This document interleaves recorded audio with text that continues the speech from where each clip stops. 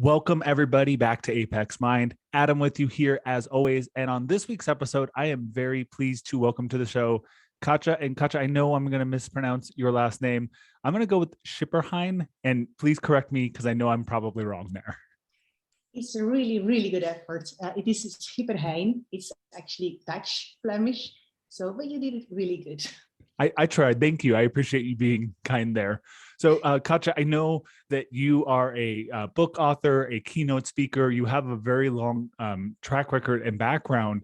Do you want to give the audience a little bit of a summary of what your background is and what you do? Well, my background is a nerd-loving person.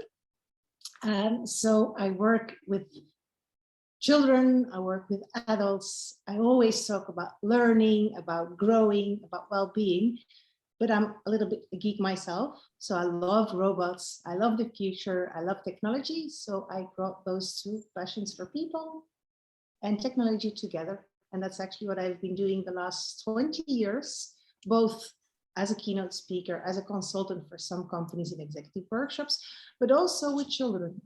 In the last years, I had 15,000 young children in my workshops about technology, about well-being, about living, growing up in virtual worlds. So that's actually what I do and I love to do.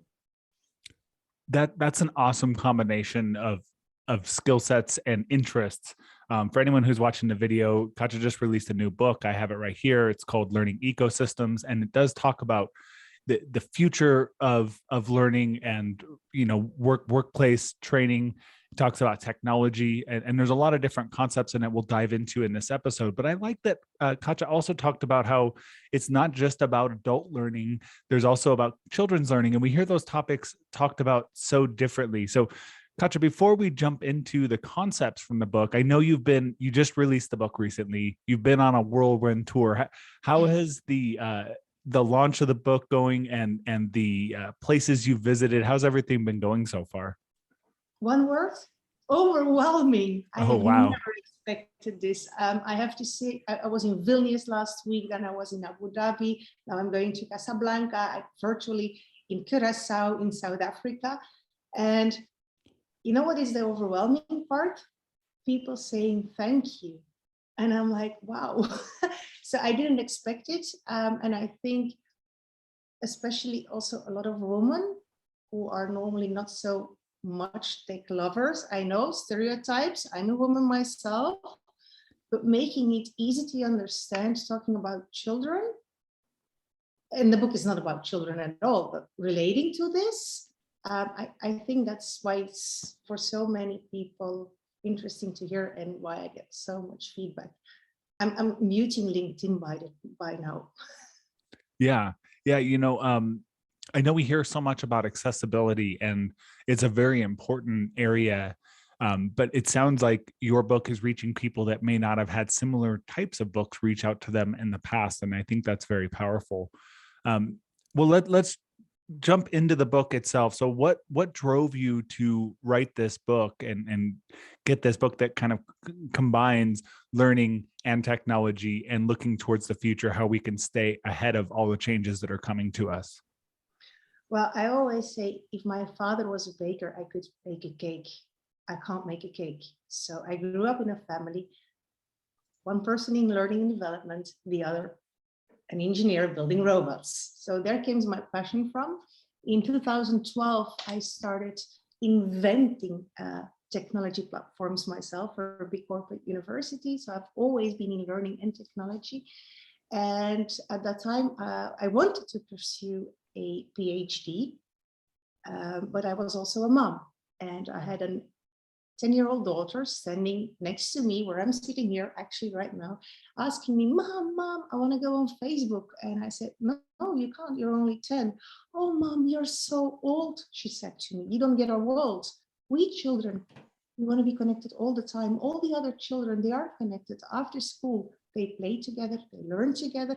And you know what, Mom? They do their homework together.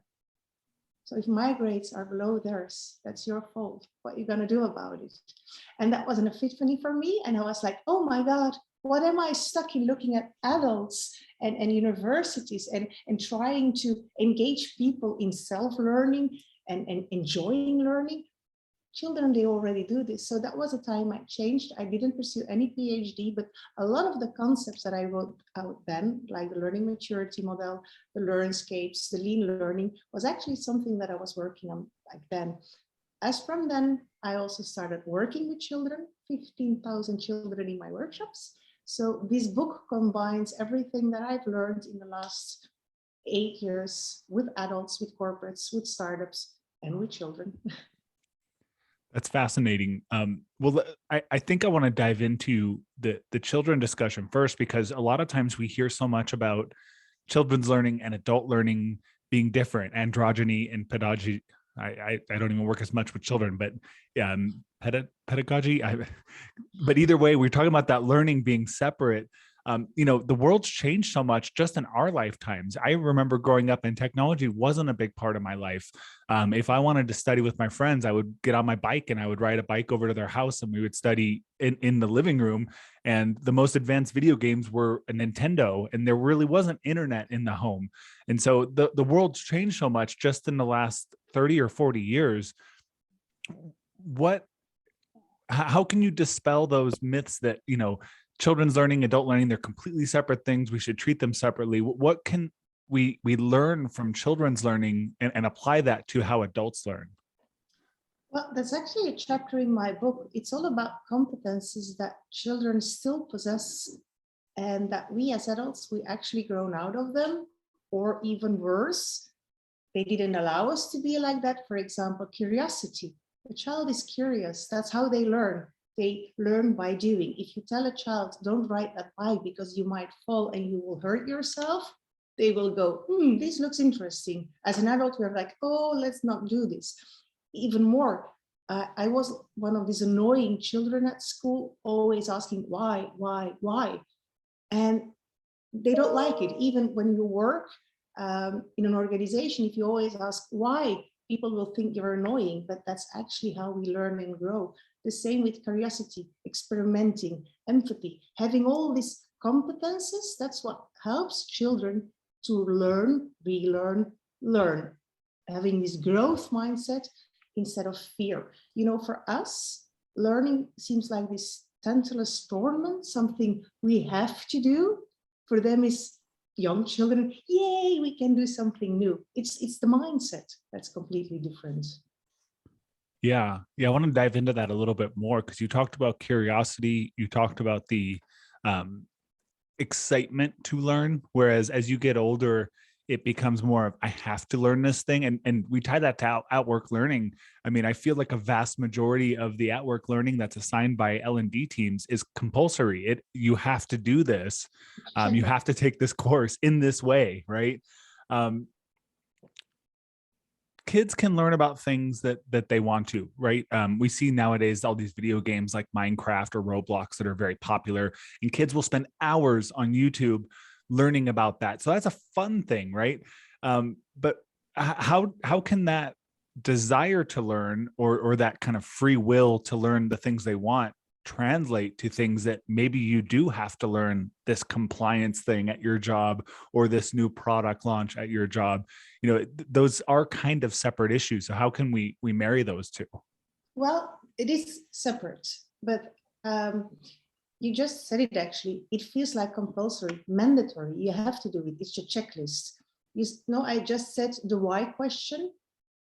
When they tell me learn this, I will ask people, why do I have to learn this? What's in it for me? How can I grow myself? What's in it for my company? What's in it for society?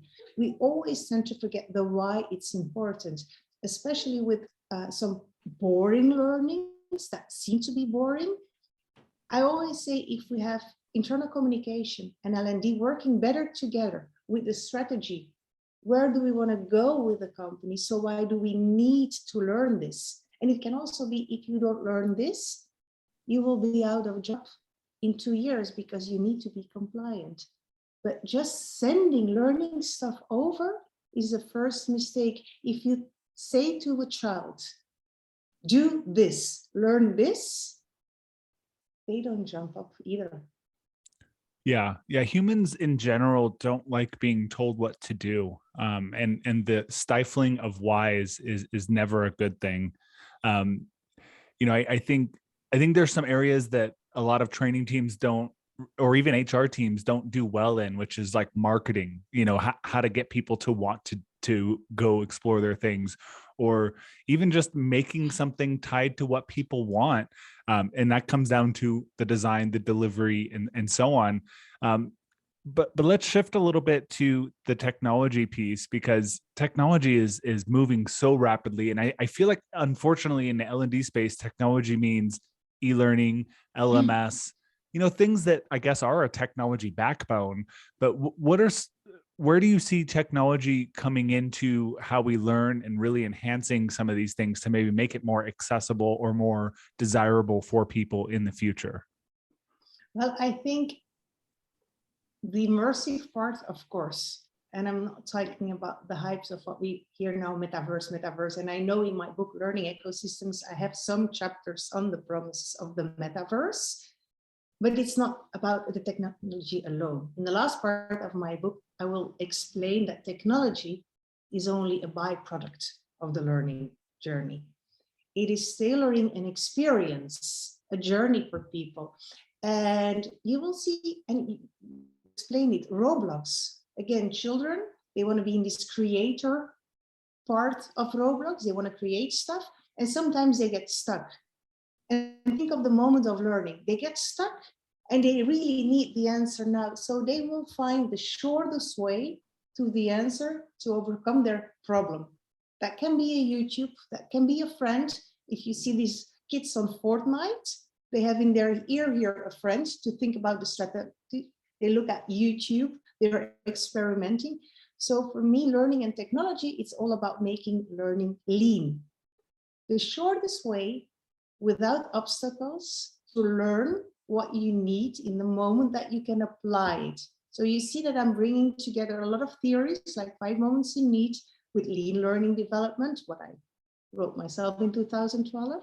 So I think that's the first part, creating easy journeys, creating a learning culture that people want to learn. And only then it's about technology. And then, well, creating technology landscapes for me is as playing with Lego.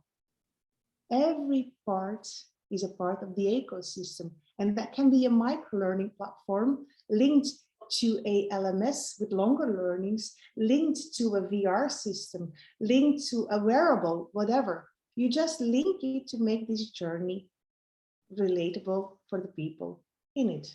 So that's actually very, very fun to do as well. Yeah, I think all those elements that you're talking about have to work together. And I love that you talk about lean and you talk about 5 moments of need. I'm a big fan of Bob Mosher and the performance support focus. If we can take as much of the learning away from just obligatory courses and these lengthy trainings, then times that people do get trained, I think they'll appreciate them more because it's not coming at them all the time for every little thing. I'm the kind of worker who, if I need to know something, a lot of times I'm going to go to Google or YouTube or reach out to a coworker over going to my company's LMS catalog, just because I find my answers faster and I can implement them faster and experiment. I recently learned Smartsheet as a tool. I'd used similar tools in the past, but I'm not going to go take a 8-hour Smartsheet training. No, I'm going to look at the function I need to learn, go look it up, and then I'm going to execute on it and maybe learn from some of my mistakes or how I'm building that sheet out. And I think a lot of adults are like that for, let's just say, non-critical tasks. I know people like pilots and surgeons, and you might have to have a lot of learning up front for certain types of work.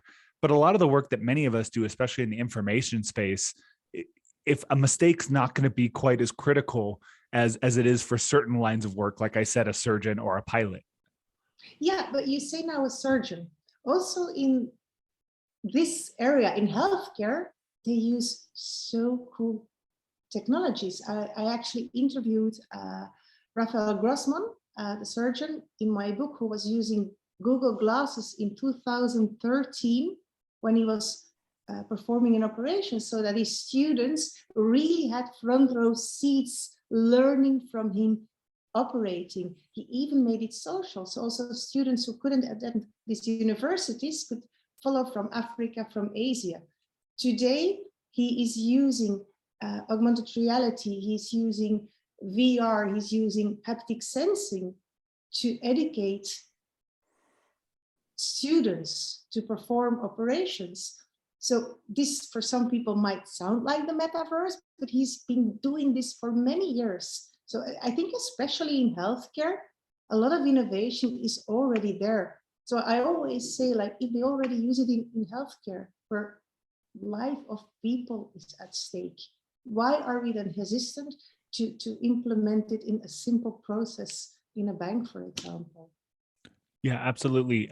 Yeah, a lot of us, when we hear the term metaverse, we might think about the marketing of the metaverse, which has been very like cartoon based, and it looks like it's for entertainment. You see people in virtual theme parks and things like that. And I'm sure that's absolutely one aspect of the metaverse, but you're right that there's also maybe more realistic contexts, different types of environments. All the metaverse is the internet, but the internet with us feeling like we're there versus just typing and clicking like in the past.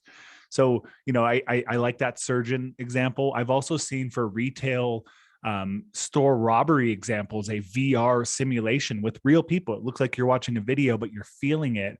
And the person has a weapon and it feels like you're there. And I mean, that's much more realistic than being in a classroom with someone simulating it. And so you can know what you would do if you had your heart rate escalated and, you felt like you were in that moment. I think VR and AR have a lot of potential, but unfortunately the marketing is so much around entertainment and fun. And you see these cartoon avatars and that can be kind of a turnoff to a lot of people, especially maybe the older generations. Yeah, but there is even much more, because you talk about marketing and we talk about NFTs, because metaverse also has this blockchain aspect to it that many forget. We think of VR, we think of Meta, because Mark Zuckerberg is a good marketer, by the way.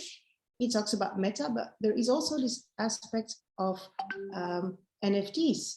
Can you imagine that a little girl or a little boy on Roblox is creating a cool environment, and many other players go into this game? So this young person, he earns a lot of Robux, which is actually blockchain peer validated. You are a really good game developer. By the time this kid is 16, he wants to apply in your company. I want to work for you. I want to become a game developer for you. And you will go like, can I see your degree? Yeah, here, my Robux. That's a degree, but companies and universities, they don't accept it. So these poor kids needs to go to the university to get a bachelor or a master in game development, and he already knows much more as all his professors together.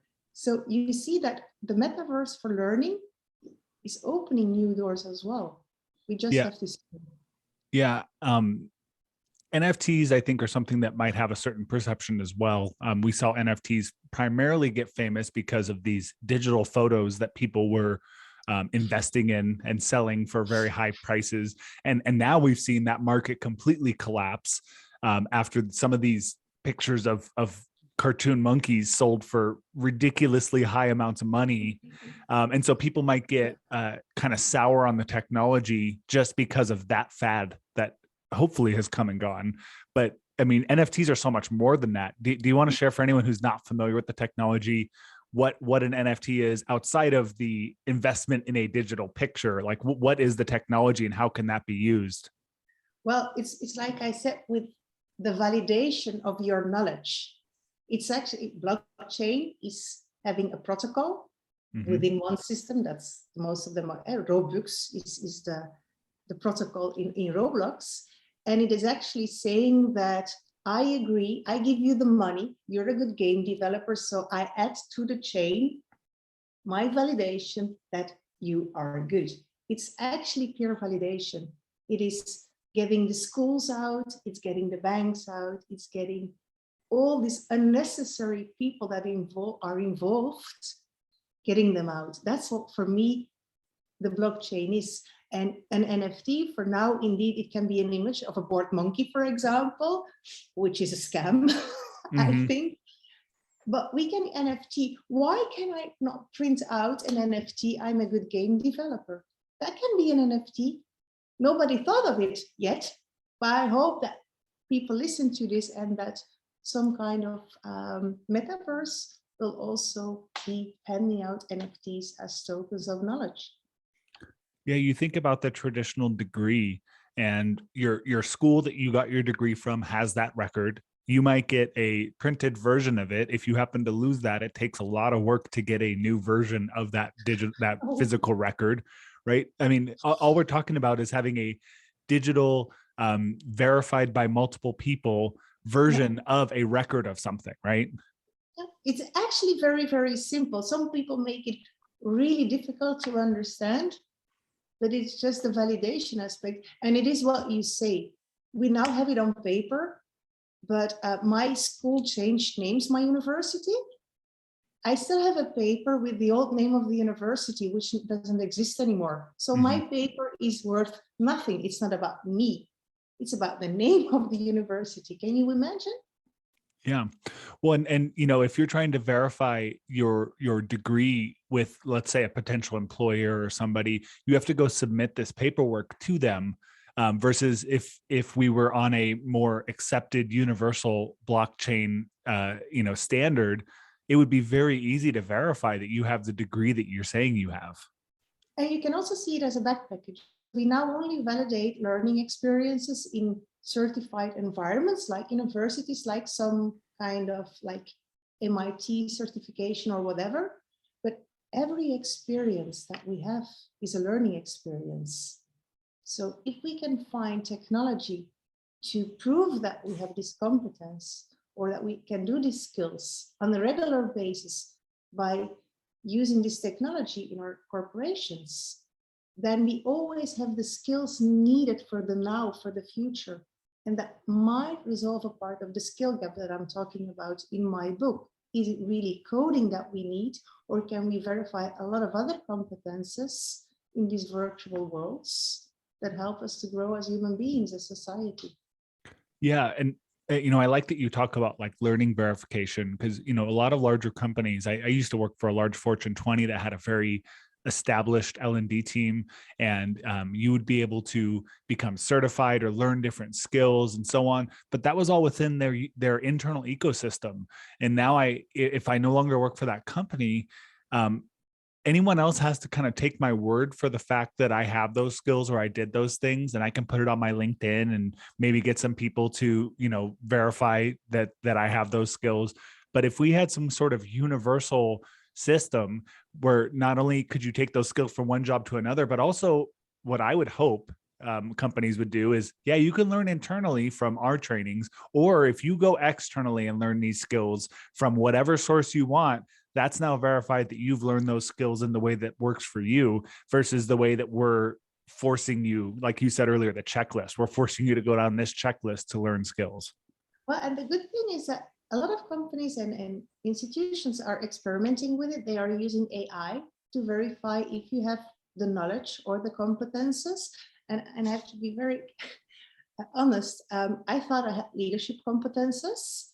And someone invited me to go into a VR metaverse environment with AI for leadership competences. And I was really like, no, I write about this stuff. I know that this does not work. Mm-hmm. So I got in with a lot of CEOs, really big CEOs with a lot of experience. And I was there, I can trick this system because on paper, I know everything about leadership. To be short, 10 minutes later, I killed the team. That was not the goal of the game. Wow. They had to survive. And actually, this case is in my book because you're in this immersive environment, you get comfortable with being uncomfortable. So you are your true self. And within 10 minutes, the AI knew that who I really was not the person that I was doing in the game. So it was a real learning experience for me, as yes, AI and VR can help with detecting competences. And yes, also for leadership. And yes, I found out that I lacked some competences that I can work on now. So I loved it. Yeah, that's great. I think the traditional training model, even a well-designed training that might have a simulation or some sort of practice activity, it's still not real. And I know that AI simulation, you said that the team got killed. Well, there's some real stakes there that you can't simulate in the real world. So you have to simulate in this AI or this VR, whatever meta world that you're using.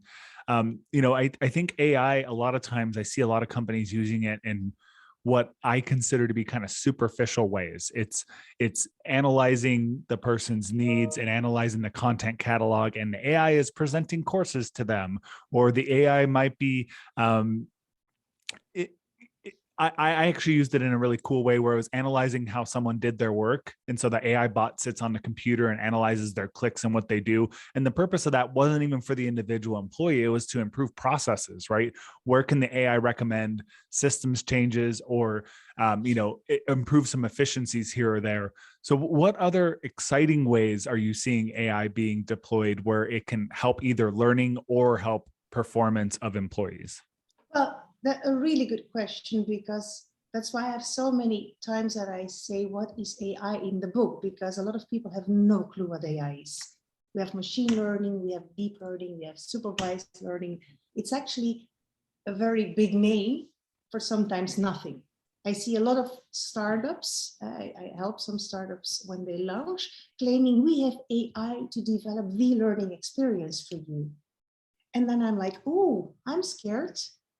Is AI something like in the future making a decision about my future? Or is it just machine learning, like the very simple Netflix form that doesn't even know if I already had seen the movie yesterday?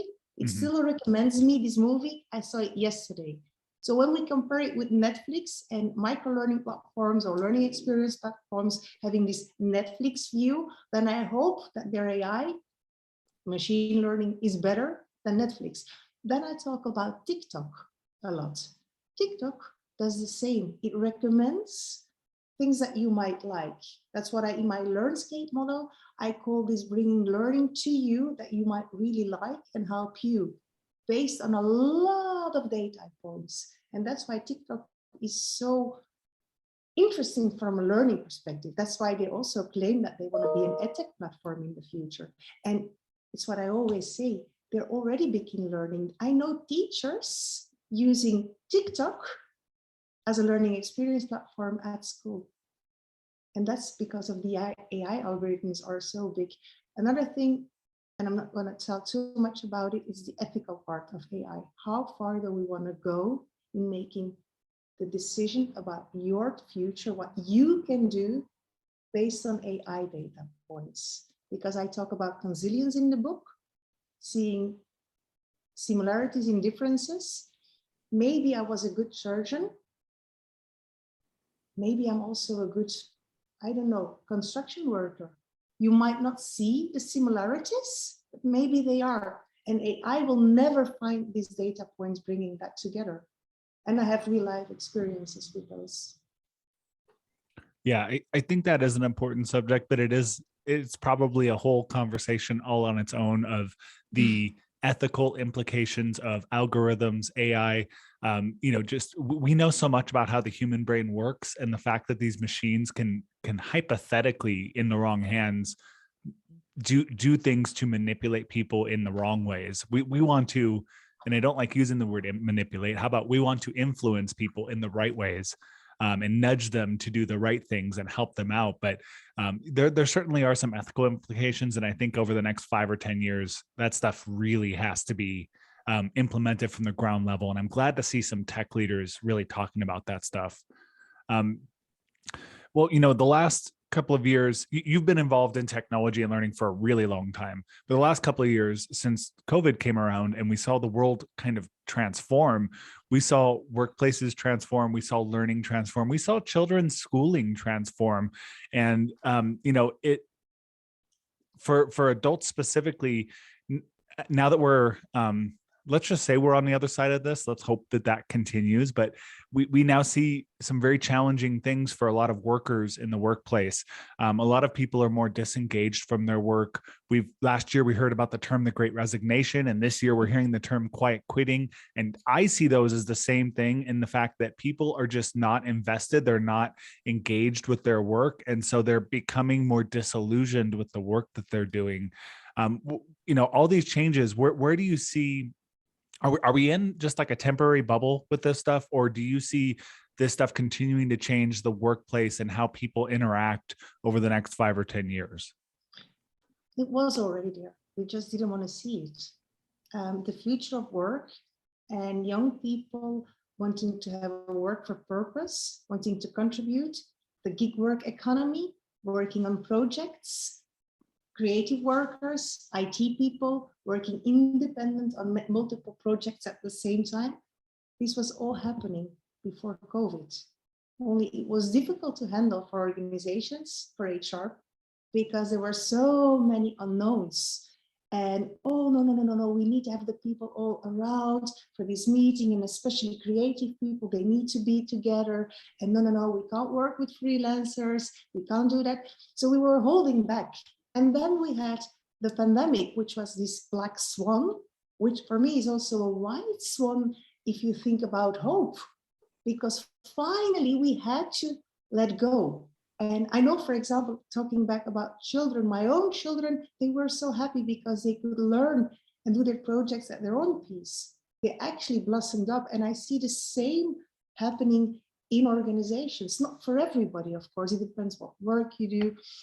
But those organizations that are growing nimble for the future, they learned what happened in this period.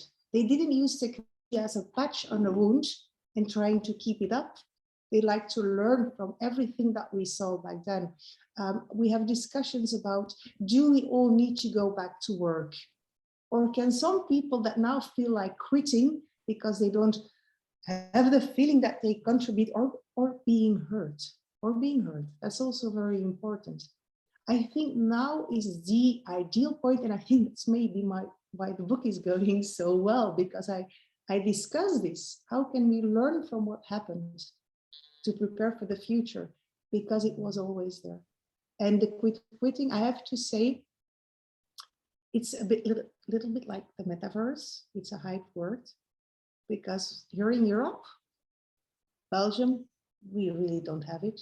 We talk about it, but the data say different. I work a lot in the Middle East. It's the opposite. People want to go to work. They want to build the future, especially young people. They have just another thinking about 9 to 5. So again, organizations that want to build for the future, that want to do corporate branding well, they will not have that many problems with all this quitting and other buzzwords. Yeah, I do think that was probably something more centered in the US than a lot of other places, because our country is so based on performance of the business and growth, and especially prior to COVID, people would kind of pour themselves and however many hours a week it took to do it into that job, into that career, trying to move up, trying to earn more money. And I feel like in a lot of specifically like in European culture, there is a little bit traditionally better work-life balance than what a lot of Americans find. And I think a lot of Americans finally realize, like, I can't just pour everything of myself into this job. I have to also, they realized, hey, I'm at home and I kind of like being here, and I can spend time with my family and my dog, and I can go out and have coffee with friends at 10 a.m. on a Tuesday. Whereas before it's like 50, 60 hours a week, I was downtown in the office. And so it seems like there is some cultural differences there. And I don't know if that's something you've seen on the European side as well. Well, I have to see, we see differences even between the Netherlands and Flanders, and we are like very small in total together, like 15 million inhabitants, the both together, and still we see the differences. So it is true. And as I said before, I've worked a lot in America as well. It is true. There's a lot more pressure on performance, but it's a different kind of pressure. And I think maybe because of globalization of the world, because we couldn't travel anymore, I think the biggest win is actually there for the people in the US. If they now grab the opportunities that come out of the pandemic, and they don't want to go back to the normal, which was not normal anyway, I think the biggest leap to take is just maybe in the US. Yeah, yeah. And and even within the US, it's funny that the country gets so lumped in, but there's so many mini cultures within this country. I live in Colorado, which I think has a we have a lot of tech companies here, a lot of forward thinking businesses, but it's very different than what I consider as the coasts, right? Your Silicon Valley, LA on the West Coast, and then your New York and all those parts of the country on the East Coast. Here, people would work hard and they'd build their business, lots of startups here. But then people would also really value going out and going for a hike in the mountains or going skiing in the winter. So I think that this culture where I live is more balanced versus like you look at specifically like Silicon Valley or New York City. Those were the cultures that I felt like were 24/7, work hard, never stop kind of cultures. And you see changes. I see people who work for tech companies in Silicon Valley that they almost want to leave their very highly paid jobs and go open a coffee shop up in the middle of nowhere because they're so burnt out from this work, code kind of culture that they've lived. Mhm. And I'm hoping those companies can kind of shift. What do you see? What do you think these companies need to do to adapt to this future? Really good question. I was just thinking, so the foreword of my book is written from an American perspective. It's from Walmart. And also I have an HR director of FedEx also in the book. And he also talks about realization. When he has an HR strategy and a learning strategy, I asked those people, is it like in central office that you decide this is how we're going to do it? This is how we're going to measure success? Because even performance management, which is a big topic in the book, if you have different cultures, different regions, how can you measure from different systems the same KPI, the same performance management? It's impossible. So we discussed the concept of globalization. So which means that the vision in the long term, that stays the same. The values of the company, the things that they want to do with the people, with society, they stay the same. But the strategy to achieve those goals, those values, they are localized. And it works because for FedEx, I was talking to a person who was responsible for India, for South Africa, for Egypt, for parts of Europe. I think talking about different cultures, those are huge differences. And they're thinking about this. They keep the long vision in mind. Yeah, I think that the localization or regionalization of policies are true because you look at companies that might, or not companies, countries or regions that are more developing, and I think people in those regions are more kind of nose to the grindstone. I'm going to work hard, and that's because of the traditions and the history where they didn't have as many opportunities. I used to work with folks in India a lot, and those were the hardest working people I've ever met because a couple of generations ago they would have never had the opportunity that they have today.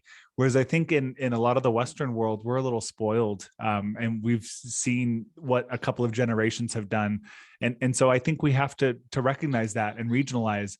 And I did like that your intro of your book was written by Brandon Carson, the head of L&D at the Fortune 1, right, the biggest company out there. His new book, proud that he did it. yeah, his book that launched earlier this year was great, and it talked about forward-thinking L&D teams. And actually, in a couple of episodes, I have a senior director who reports to Brandon at Walmart e-commerce, and she's going to be on here talking about her perspectives as well. So I find it funny how full circle a lot of this stuff is. Yeah. Well, so you talked about what businesses need to do. What about employees? So if someone's an employee, and I know this is very general because people have different positions in different companies, but what do you think employees have to do to be successful in the next 5 to 10 years in their work? Oh, I come back to the why question. what is successful for me? How can I go there? Sort of all these questions about thinking about the future. What does it mean for me to be happy? What is the world that I want to create? And I think we need to think more and also dare to say to our executives, like, why is this important? And I'm trying to introduce this in many companies as one of the starting points to build a growth mindset and a culture, and also to help with the future of work. And as said, I do a lot of work in the Middle East and even in India. And for them, why is seeing us like, why, like, did I do something wrong, or even as a blame? And it's actually going back to what we also said, the competences that we had as child. What makes me happy? Can I be curious? What do I want to learn? Because we will be learning more and more and more and more. And if you are having a burnout already now because you have to learn, yeah, then we need to find other ways to make learning the most enjoyable part of our life. That's why I think my next book will be The Learning Leader, about really people. Yeah, that's a good transition to the next thing I wanted to talk about, because I've heard you talk about being a lifelong learner, and that's a term I've heard for a very long time. It's not a new term, but a lot of people are learning the old way. And when I say the old way is, we all got brought up in schools that were based on models from 150 years ago, where you sit down passively and you learn everything about a subject, and then eventually one day you might go apply it. You have to read a book or sit through a lecture or learn all these things. And I think the new way is more like what you talked about your kids are doing, which is learn a little bit, go and try it out, experiment, learn from your peers, learn in short bursts. And so there's that really big shift that I don't think has caught on either in children's schooling or in adult learning in most formal environments. There's just too much to know nowadays. I think with this future, we can't be experts in everything. Most of us certainly can't. I think over time, eventually you can. But when you see this lifelong learner, what are your thoughts on how someone can be successful as a lifelong learner and make sure that they're not falling into their old habits with learning? I'm going to change it a little bit. Do Okay. we need to learn or find the knowledge? If I ask my children, do you know when the World War started? They will say, yes, I know. And they take their phone and they will say, Siri, when did it start? It's not about learning and memorizing like we did at school. That was the old system. Today, we need to find the information. That's the lean part of learning. There is so much to know. We can't know everything.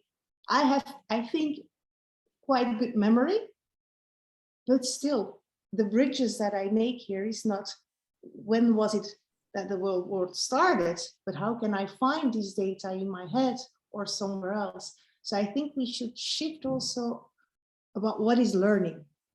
Is it finding information, learning how to find the information, using information, be critical about all the data that is coming to us? What is learning? And I think that's something that we have to think about too. And I think many organizations that are shifting to learning ecosystems, they don't provide long LMSs anymore. They make learning accessible, make knowledge accessible. I was talking about knowledge experience platforms. So it's almost as thinking out loud.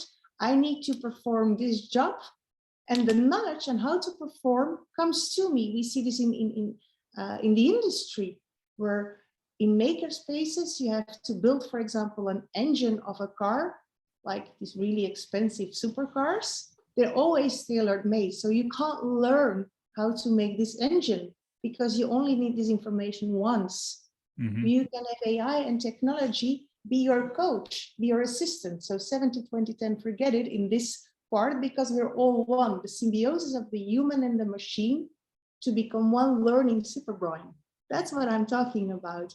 So I think we should focus less on the school way of learning, as you have to learn this now, memorize it for 10 days, and then do a test. Because with the forgetting curve, It doesn't work anymore like that. Then it becomes an obstacle. Then it is like a tournament, because you will never be successful in everything. That's amazing. And it sounds like you're shifting to more of that 5 moments of need, Bob Mosher style performance support. So rather than having to learn everything, have access to the answers that you can look up on the fly. Is that kind of where you're going with this? You will come to the chapter where Bob Mosher helped me. Yes, I think that's very important. And what I add to 5 moments of need is, I think, also the involvement of non-workplace related learning, but using the same techniques. And that's what I call then lean learning. So you see that I use a little bit even of 70-20-10, because the idea behind is still valid. The way that companies use 70-20-10, like 10% needs to be in a classroom, 20%. No, that's old stuff.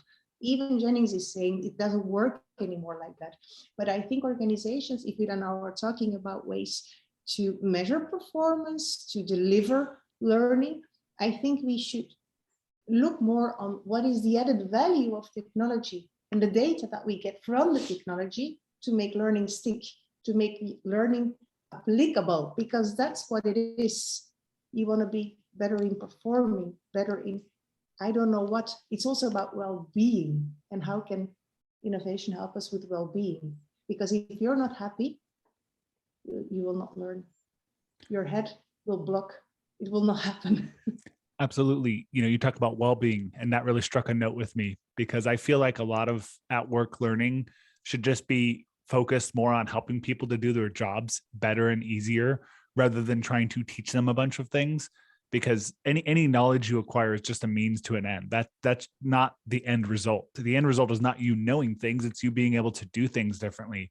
And I think most people, depending on what their career is, they don't need to know everything about the job, the industry, the products, the systems. They just want to do their jobs easier. They want to have less stress. A lot of people get really burnt out because, man, this system always breaks, or this process is really hard to do, or whenever I do this thing, I have to send a ticket to this other team. And, it's so frustrating. And so we should really be thinking like in more of a systems thinking mentality of trying to make things easier for people. And I do think that 5 moments of need, we look at those specific moments and we try to make things easier at that specific moment of when they're trying to apply things or whatnot.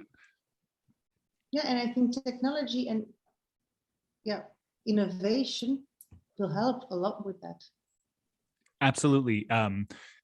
Tons of technology there, but that could probably be its own discussion unto itself.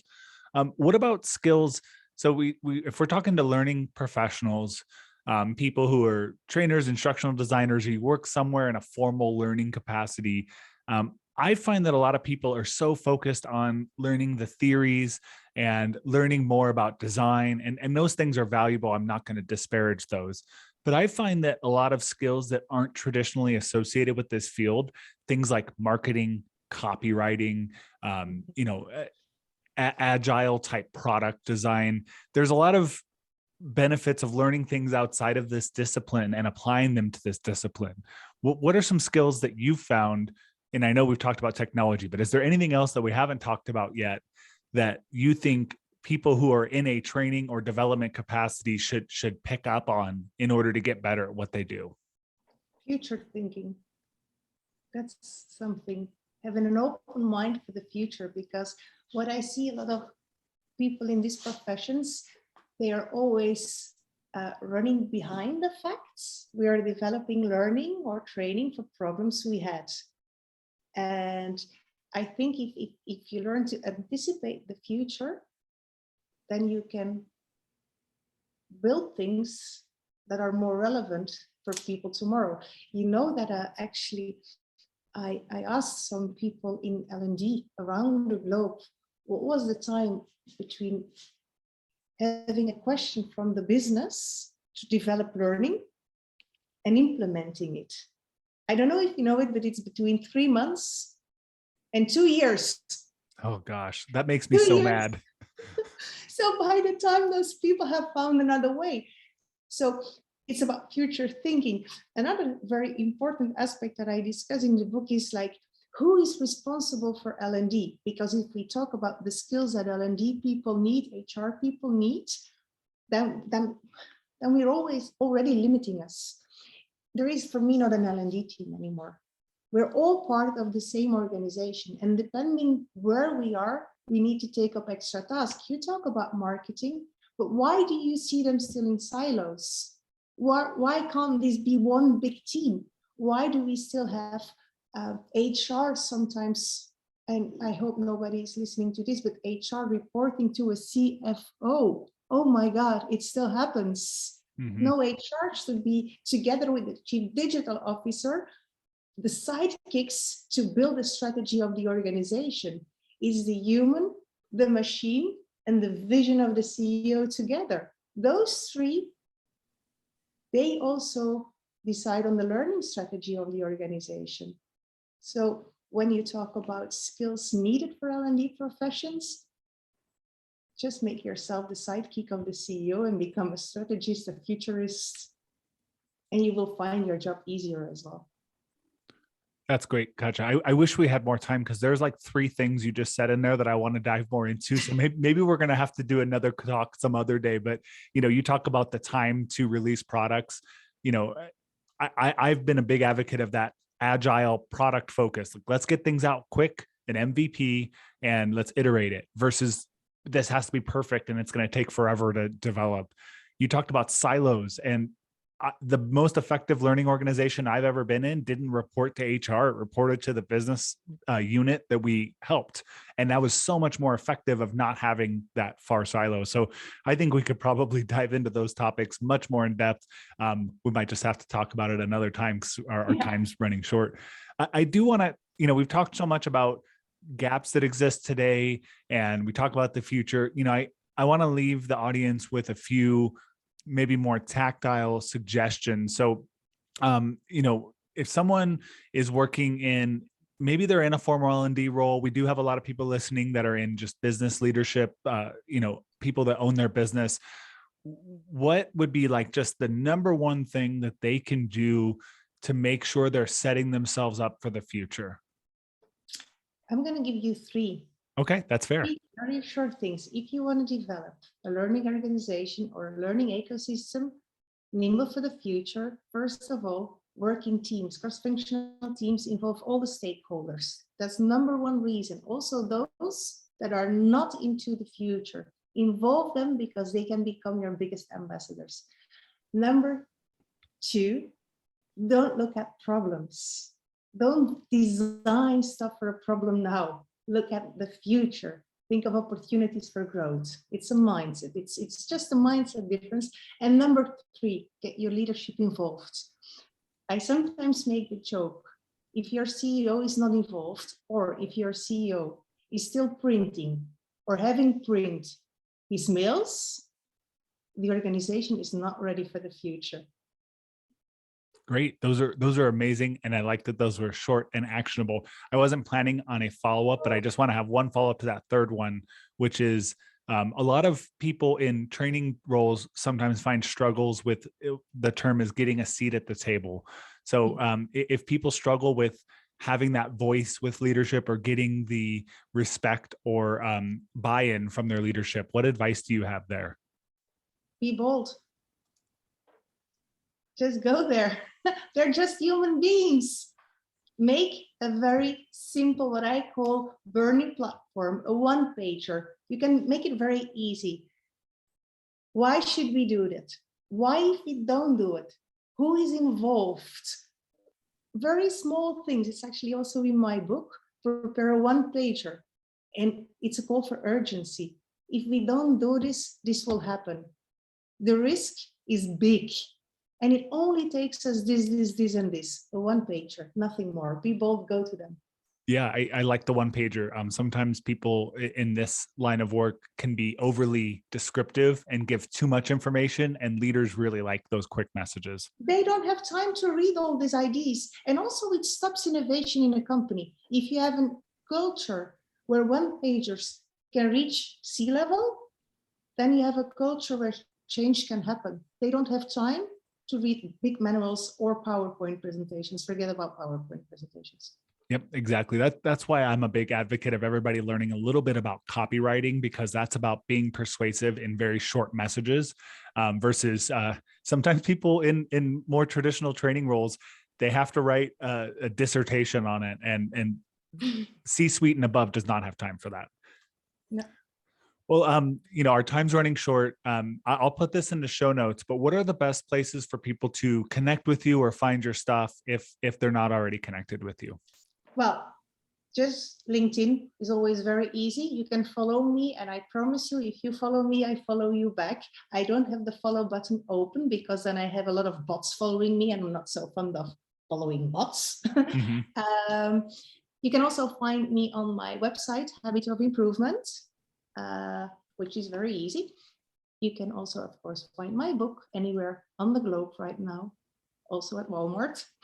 Of course, but also at Amazon. I'm a Belgian, so we don't use Twitter that much, but you can also find me on Twitter. It's Katja, and then Habit of Improvement was too long, so it's HOI. So Great. that's where you can find me. I'll link all of those in the show notes, your LinkedIn, your Twitter, a link to your book, and a link to the blog site, Habit of Improvement. But I do have one final question, and this is something I ask every guest, and I just always like hearing what people say is, what's just one thing that you've learned lately, either personal or professional, that just something interesting that you've learned or something that's been a benefit to you? I've learned that I thought I was open to a lot of things, like, for example, cultures.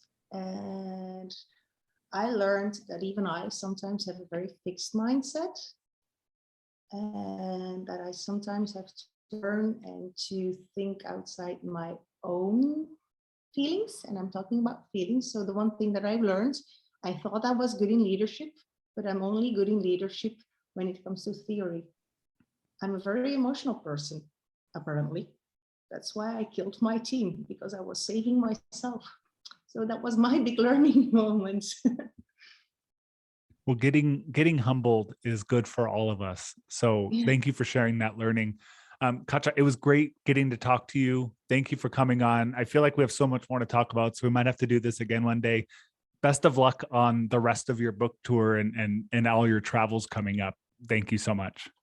Thank you for having me. Thank you.